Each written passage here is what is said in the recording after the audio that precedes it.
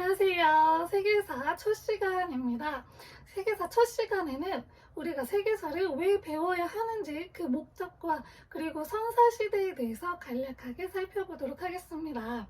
자, 먼저 우리가 세계사를 왜 배워야 하는지 목적, 그 필요성 먼저 이야기를 해보도록 할 텐데요.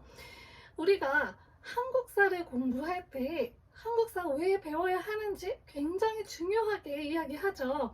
그런 것처럼 세계사를 배우기 전에도 세계사를 우리가 왜 배워야 하는지 이야기해보는 게 좋을 것 같아요. 세계사, 우리나라의 역사가 아닌 다른 나라의 역사까지 다 배우는 거를 말하죠. 왜 배워야 할까요? 한번 생각해 보세요. 우리나라의 역사가 아닌데, 우리나라의 역사가 아닌 다른 나라의 역사를 우리가 도대체 왜 배워야 하는 걸까요? 자, 우리는 지금 국경이 거의 없는 그런 세상을 살고 있다고 생각하시면 돼요. 당연히 국경은 있죠. 물리적인 국경은 있지만 일을 하면서 다른 나라하고 같이 협력해서 일을 하는 직종이 굉장히 많이 늘어났고, 그리고 서로 여행도 그냥 가볍게 너무 많이 잘 다니고, 또한 다른 나라에 이주해서 사는 경우도 굉장히 많아요. 그래서 우리나라 같은 경우에도 외국인 분들이 많이 들어와서 살고 계시죠. 자, 그런데 외국인하고 우리는 굉장히 다른 환경, 다른 문화적인 그런 환경 속에서 살고 있었고, 그런 문화적 환경에 영향을 받으면서 살고 있었어요. 그렇기 때문에 굉장히 다른 가치관을 가지고 있고, 그리고 다른 생활 방식을 가지고 있어요. 그런데 그거에 대해서 정확한 이해가 없다면, 뭐야, 저 사람 왜 저래? 왜 저렇게 생각하지? 왜 저렇게 생활을 하고 저렇게 말을 하지? 라고 이해를 못하고 좀 배척하게 되는 그런 경우가 발생을 하게 될 수가 있어요. 그런데 그 나라의 역사를 알고 문화를 알게 되면, 아, 저 나라는 저런 역사와 문화를 가지고 있기 때문에 저 나라 사람들이 저렇게 생각하고 저렇게 말을 하는구나. 아, 그렇구나. 라고 이해하고 넘어갈 수가 있게 되죠. 그렇기 때문에 다른 나라의 역사를 아는 게 지금 이 시기에 굉장히 중요하다고 생각을 합니다. 그래서 우리가 이 역사를, 특히 이 세계사를 지금 이 시기에 굉장히 중요하게 배워야 하는 하나의 그런 이유이기도 합니다. 자, 그러면 본격적으로 이제 들어가 볼 텐데요. 먼저 우리 인류의 발전을 먼저 보도록 하겠습니다. 최초의 인류 무엇일까요? 바로 오스트랄로피테쿠스 아파렌시스라고 하는데, 너무 길기 때문에 오스트랄로피테쿠스만 쓰도록 하겠습니다.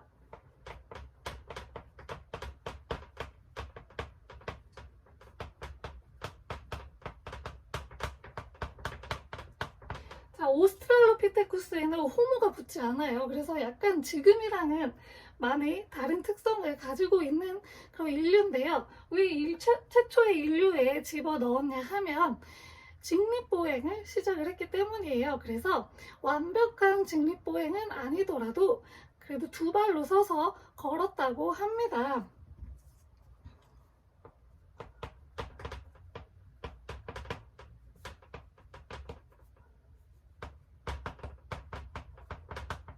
자, 그리고 이 오스트랄로피테쿠스는 이제 두 발로 일어나서 걷기 시작했잖아요. 그러니까 뭐가 남아요? 두 손이 남죠? 이 손으로 무엇을 할 수 있었을까요? 바로 도구를 사용했다고 해요.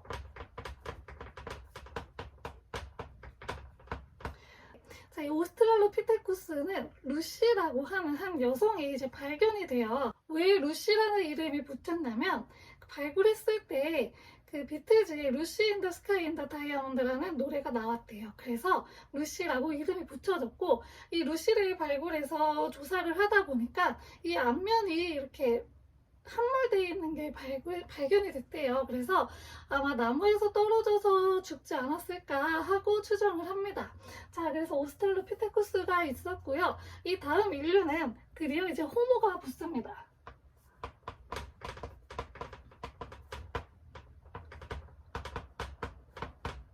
호모 에렉투스라고 하는 그런 인류가 나타나는데요. 이 에렉투스는 바로 이렇게 곧게 선 걸 말해요. 그래서 드디어 이때 완벽하게 이렇게 서서 생활을 했다고 해요. 그래서 호모 에렉투스라는 이름이 붙었고요. 이 호모 에렉투스는 불을 사용했다고 해요. 자, 우리 불 사용하면 어떠한 이점이 있을까요? 불을 사용하게 되면 추울 때 따뜻하게 지낼 수 있었고, 그리고 음식을 익혀 먹을 수 있게 되니까 위생적으로도 훨씬 더 발전을 하게 되었고요. 그리고 이 씹을 때 좀 더 부드럽게 고기를 씹을 수 있게 되었겠죠.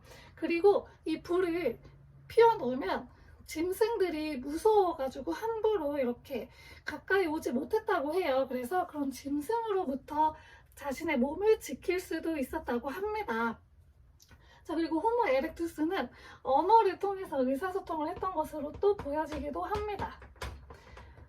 자, 다음은 호모 네안데르탈렌시스입니다.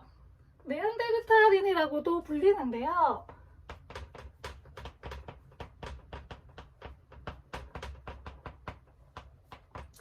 이 네안데르탈렌시스는 시체를 매장했던 것으로 보여져요. 발굴을 하니까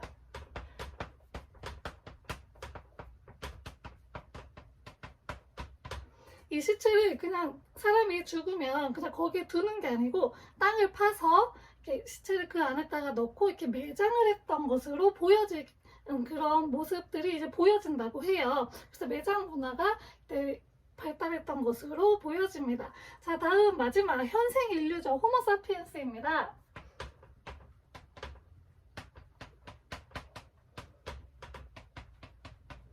자, 호모사피엔스는 유럽의 크로마뇽인과 중국의 상동인이 그 대표적인데요.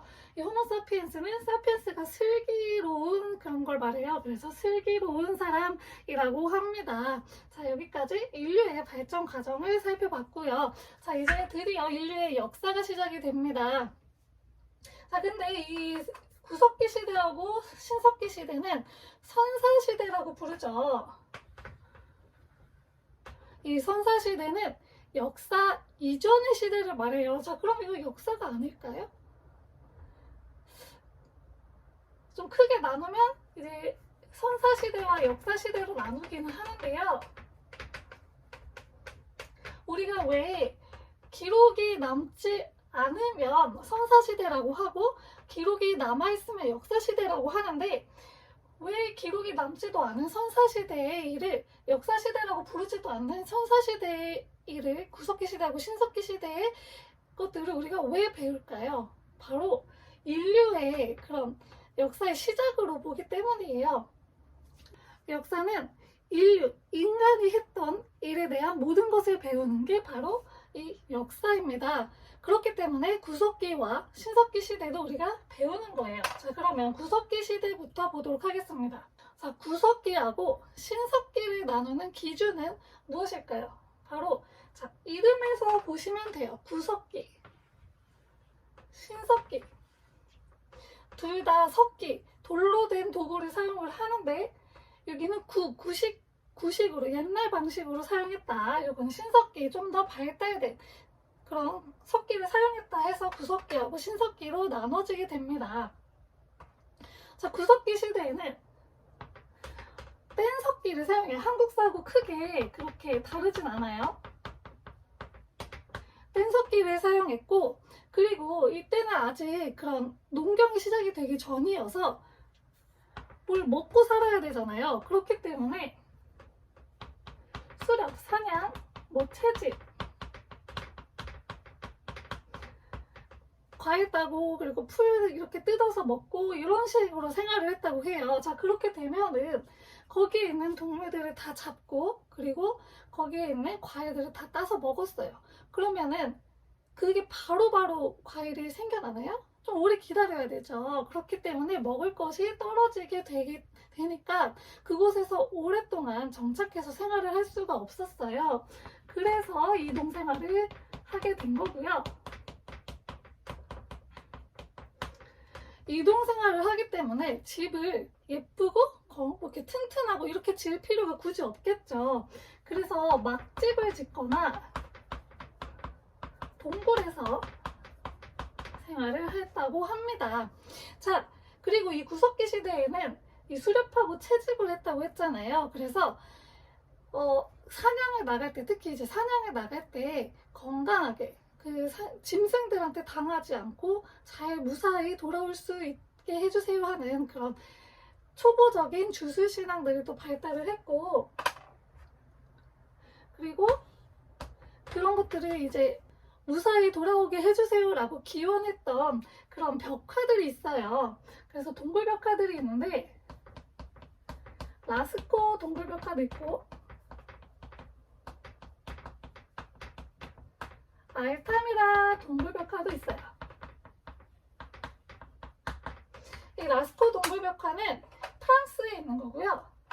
알타미라 동굴 벽화는 스페인에 있는 겁니다. 그래서 여기에 이제 동물들을 그려놔요. 내가 잡고 싶은 동물을 그려놨겠죠. 그래서 얘를 좀 잡게 해주세요. 잡을 때 안전하게 잡을 수 있게 해주세요. 이렇게 빌지 않았을까 추정하는 겁니다. 이게 글로 된 기록이 없이 다 그림으로만 있고 유물로만 추정을 하는 게 선사시대잖아요. 그렇기 때문에 이 그림을 왜 그렸을까 그냥 추정을 하는 거예요. 그래서 아마 이 사냥을 할 때 안전하게 원하는 걸 잡을 수 있게 해달라고 빌지 않았을까라고 추정을 하는 게 바로 이 동굴 벽화입니다.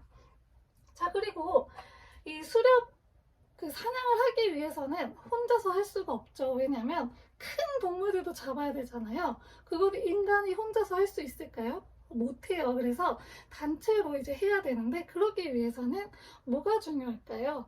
바로 의사소통이 중요하겠죠. 그래서 이 사냥의 필요성, 사냥을 할 때의 그런 의사소통이 필요하기 때문에 아마 그런 언어가 사용되지 않았을까 추정을 합니다. 우리가 이제 TV를 보면은 가끔 이제 TV 방송을 보면 구석기인들의 표현을 할 때 언어를 사용하지 않아서 막 우가우가 우우우 막 이런 식으로 표현을 하는 경우가 간혹 있는데요. 그러지 않았고 그런 의사소통을 하기 위해서 언어를 사용했을 것으로 추정을 합니다.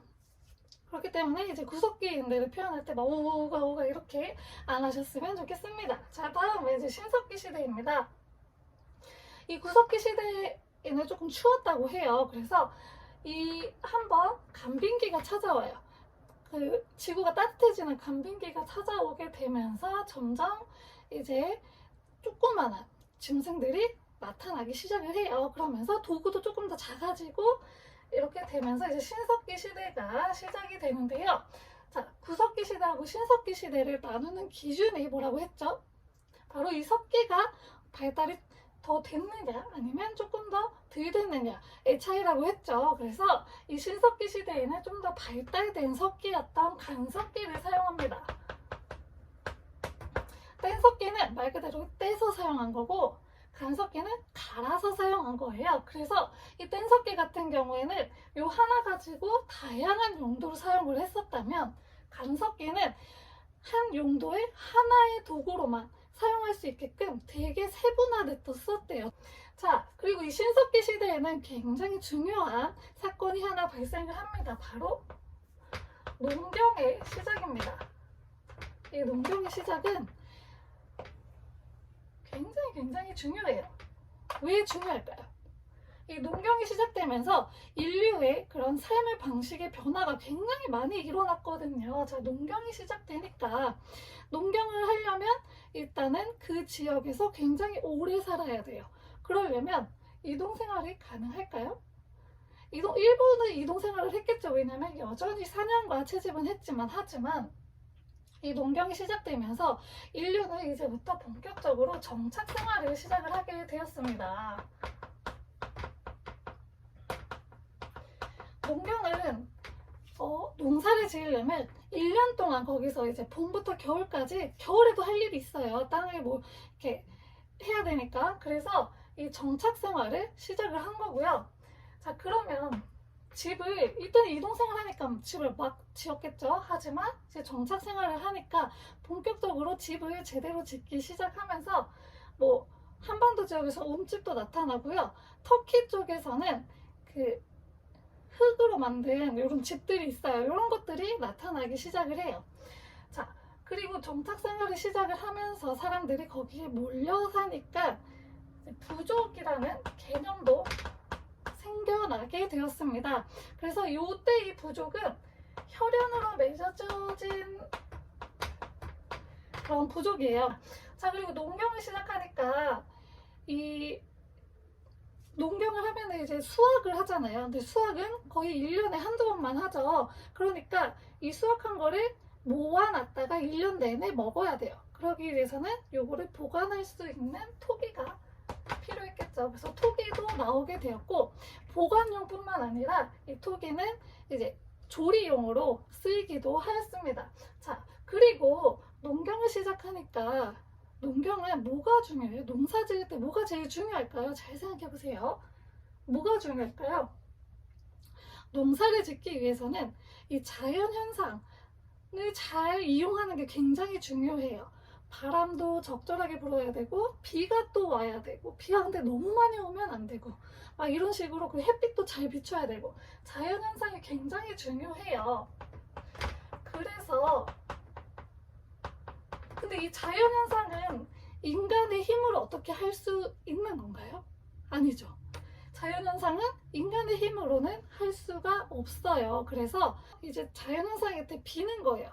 햇빛 잘 들게 해주세요. 비 잘 내리게 해주세요. 이런 주술신앙이 발달을 하게 되었습니다.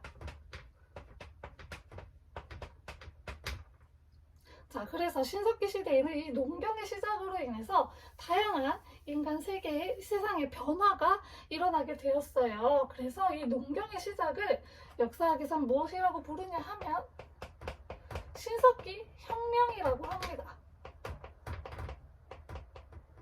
자, 혁명이란 인간의 그런 생활이 완전히 이렇게 180도 뒤바뀐 거를 혁명이라고 하잖아요. 그 정도로 굉장히 이 농경의 시작이 역사적으로 굉장히 중요한 그 사건 중에 하나입니다. 자, 그러면 오늘 배운 거 잠깐 정리해 볼게요. 자, 첫 번째로 우리 세계사를 왜 배워야 하는지 그 목적에 대해서 이야기해 보았습니다. 세계사 왜 배워야 한다고 했었죠? 맞아요. 다른 나라의 역사를 알아야 우리가 그 나라 사람들의 생각을 이해하고 행동을 이해할 수 있기 때문이에요. 자, 우리가 그리고 그 다음 뭐 배웠었죠? 바로 인류에 대해서 배웠어요. 최초의 인류, 오스트랄로피테쿠스 아파렌시스 두 발로 일어나서 이제 걷기 시작을 했고, 그러면서 손이 자유로워지니까 이 두 손으로 도구를 사용했다고 했습니다. 그 다음 호모 에렉투스라는 인류가 등장을 했어요. 에렉투스라는 말이 이렇게 곧선 사람이라고 했죠. 그래서 이 완벽하게 이제 직립보행을 시작을 하게 되었고요. 그리고 언어를 사용했던 것으로 추정을 하고, 그리고 불을 사용하기 시작했다고 했어요. 불 사용의 이점도 이야기했었는데요. 바로 음식을 익혀 먹을 수 있게 되면서 뭐 기생충에 대한 감염 이런 것들에 대해서 훨씬 더 위생적인 환경이 되었고, 그리고 추운 날 따뜻하게 지낼 수 있었고, 또한 짐승의 위협으로부터 보호할 수 있었다라고 했습니다. 자, 네안데르탈인은 매장 문화, 시체를 땅에다가 묻는 매장 문화가 발달했었다고 했고요. 호모사피엔스는 우리 현생 인류라고 했습니다. 그 대표적으로 유럽의 크로마뇽인, 그리고 중국의 상동인이 있다고 했습니다. 자, 그리고 구석기 시대하고 신석기 시대로 들어가는데요. 구석기 시대하고 신석기 시대를 나누는 기준은 바로 이 석기 사용이 좀 더 발달을 했느냐 못했느냐로 나눴다고 했죠. 그래서 구석기 시대에는 뗀석기를 사용했고, 그리고 아직 농경이 발달하기 전이어서 수렵과 채집을 통해서 먹을 것을 이제 충당을 했고, 그렇기 때문에 이동 생활을 할 수밖에 없었고, 이동 생활을 하기 때문에 맛집이나 동굴에 생활을 했다고 했습니다. 자, 그리고 대표적으로 이제 이 사냥을 잘 되게 해주세요 라고 했던 라스코의 동굴벽화와 알타미라의 동굴벽화가 있다고 이야기했어요. 자, 다음 신석기 시대에 들어서는 간석기, 조금 더 발달된 석기라고 했죠. 그래서 굉장히 도구가 세분화돼서 한 그 물건당 하나의 용도로만 사용하게 되었다고 했고요. 그리고 가장 중요한 농경이 시작이 되었다고 해서 이 농경의 시작을 신석기 혁명이라고 불렀다고 했습니다. 그러면서 정착 생활이 시작이 되었고, 집도 이제 예쁘게 짓기 시작을 하고, 그리고 혈연에 의한 부족이 형성이 되었다고 하였습니다. 그리고 또 토기를 사용하고요. 그리고 농경을 시작하니까 자연현상의 영향을 많이 받아서 주술신앙이 발달을 했다고 얘기했습니다. 자, 여기까지 이번 시간은 선사시대까지 봤고요. 다음 시간에는 청동기 시대와 4대 문명에 대해서 이야기해 보도록 하겠습니다. 감사합니다.